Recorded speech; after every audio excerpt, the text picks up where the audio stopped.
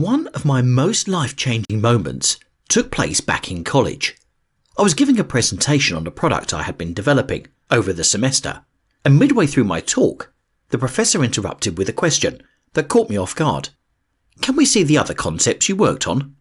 My face turned red. The answer was no, because I didn't have any. I was presenting the only idea I had worked on, because I thought it was great. The instructor was less than impressed. Walking out of the classroom a little while later, I looked down at notes my instructor had left for me on my assignment. There, scribbled in red pen, were instructions that would fundamentally change how I approach my ideas. Research the 6 thinking hats method. 6 thinking hats is a system designed in the 1980s by the psychologist and inventor Edward de Bono. The process involves wearing different imaginary hats, which represent different mindsets and emotions, allowing people to look at an idea from various angles with a different focus each time. The main difficulty of thinking is confusion, de Bono has said. We try to do too much at once. Emotions, information, logic, hope, and creativity all crowd in on us. It is like juggling with too many balls. Originally developed as a way to make meetings more productive, 6 thinking hats has since been adopted by the creative world as a way to critique ideas. The method allows you to be creative and bold in a safe space, while forcing you to also be honest and realistic. While you can use it in meetings, I like to use it on my own. I think of it as having a personal team of consultants, each with their own expertise. But in this case, they're all living inside my brain. The 6 thinking hats are as follows. The blue hat, also known as the management hat, is used at the start of the conversation to define the outlines of an idea, and at the end to summarize and draw conclusions. With this hat, you're stepping back and getting the 10,000-foot view of your idea, getting a sense of what to look at during and after the critique. Next comes the white hat. When wearing this hat, you are looking for facts and data.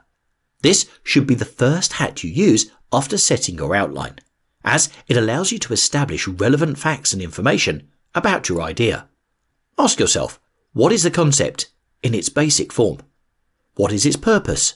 Who does it serve?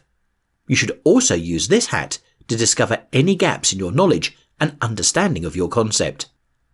The yellow hat brings a bit of positivity and establishes the value of what you're working on. Ask yourself, what is great about your idea? What benefits would it bring? Remember to keep your enthusiasm in check though.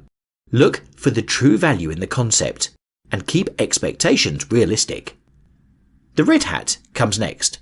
This is where you can get a little emotional. With this hat on, you're looking for the emotive response you get from your idea. Ask yourself, how does this make me feel? What is my reaction when I first see this idea? Then think outside yourself. What would a user's reaction be if they had never seen it before? Now, we flip things upside down and get ruthlessly negative with the black hat.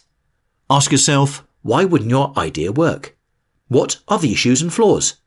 What are the drawbacks? By uncovering the potential problems, you can remove them and develop a stronger concept. Be careful not to bring in this hat too early in the discussions, as it can hinder any positive ideas that may come up.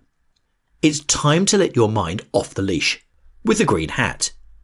Now that you're aware of potential issues and flaws, how are you going to work through them? Ask yourself, what can you improve? What can be reiterated? Or is there a completely fresh idea forming in your head? If so, what is it? This is where you can get creative and begin fresh brainstorming. Use everything you have gained from the exercise to begin developing new ideas and directions. The day I learned about the 6 thinking hats was the day I learned an important, if uncomfortable lesson. Even if you're amped about an idea, even if you've run through it in your head 100 times, sketched out a logo, and prepared to release it to wild acclaim, that idea may still suck. Or, at the very least, it may need to be seriously refined.